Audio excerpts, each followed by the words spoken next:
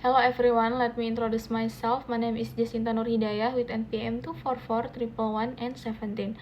Here I'm explain for financial management understanding types of financial statement and their analysis method. Agenda presentasi ini akan berfokus pada dua pilar utama dalam manajemen keuangan. Pertama, kita akan mengidentifikasi dan memahami berbagai jenis laporan keuangan yang menjadi dasar pencatatan. Kedua, kita akan menjelajahi berbagai metode yang digunakan untuk menganalisis laporan tersebut guna mengambil keputusan bisnis yang lebih baik.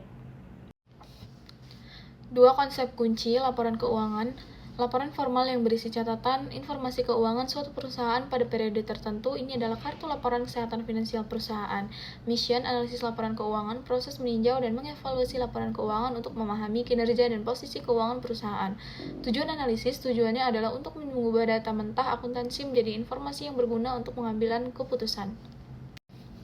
Apa itu laporan keuangan? Laporan keuangan adalah ringkasan dari semua transaksi keuangan yang terjadi selama periode akuntansi. Laporan ini wajib dibuat perusahaan untuk memberikan gambaran yang akurat tentang kondisi keuangan kepada pihak internal manajemen dan eksternal investor, kreditur, pemerintah.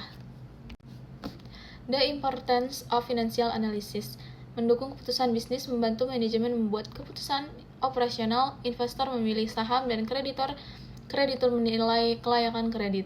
Mengidentifikasi masalah, analisis dapat mengungkapkan masalah tersembunyi seperti efisiensi biaya, masalah arus kas, atau tingkat utang yang berbahaya.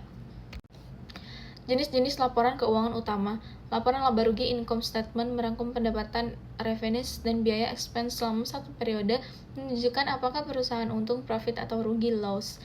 Neraca balance sheet menunjukkan posisi keuangan pada satu titik waktu, terdiri dari aset, kewajiban, dan ekuitas.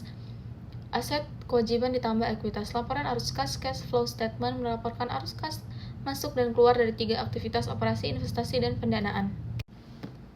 Financial analysis method, analisis rasio, membandingkan angka-angka dalam laporan keuangan untuk mengukur likuiditas, profitabilitas, solvabilitas, dan lain-lain. Analisis horizontal trend, membandingkan data keuangan perusahaan dari satu periode ke periode lain, misal pertumbuhan penjualan dari tahun ke tahun. Analisis vertikal, common size, menyatakan setiap pos sebagai persentase dari satu pos utama, misal semua pos laba rugi sebagai 1% dari penjualan. Analisis arus kas, meneliti sumber dan penggunaan kas untuk menilai kemampuan perusahaan menghasilkan kas murni.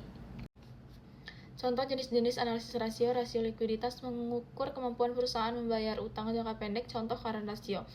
Rasio profitabilitas, mengukur kemampuan perusahaan menghasilkan laba, contoh net profit margin. Rasio solvabilitas, leverage, mengukur kemampuan perusahaan membayar semua utangnya jangka pendek, contoh debt to equity ratio.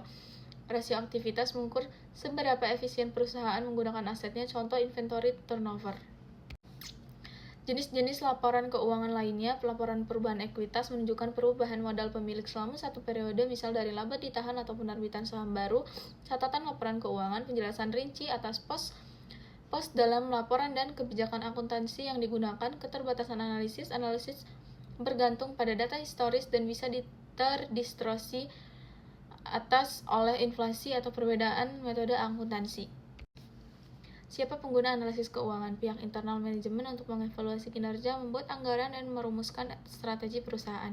Pihak eksternal investor untuk memutuskan apakah akan membeli, penahan, atau menjual saham perusahaan.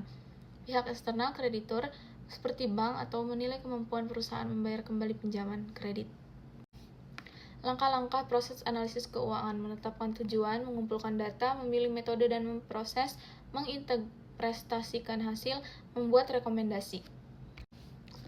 Contoh analisis horizontal trend. Analisis horizontal atau analisis tren membandingkan kinerja perusahaan dari satu periode ke periode lainnya, misalnya dari tahun 2023 ke 2024. Tujuannya adalah untuk melihat tren apakah terjadi pertumbuhan, penurunan, atau stagnasi.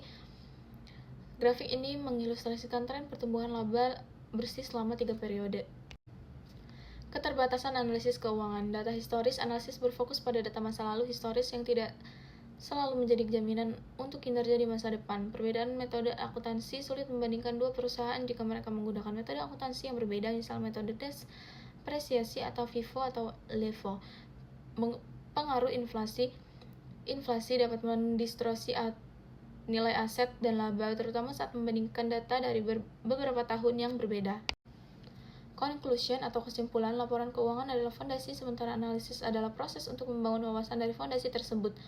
Keduanya adalah alat vital dari manajemen keuangan modern. Laporan memberi data, laporan neraca laba rugi arus kas berfungsi sebagai kartu laporan yang menunjukkan kesehatan finansial perusahaan. Analisis memberi makna, metode analisis rasio vertikal horizontal mengubah data mentah tersebut menjadi informasi yang berguna untuk pengambilan keputusan. Sekian dari saya, terima kasih.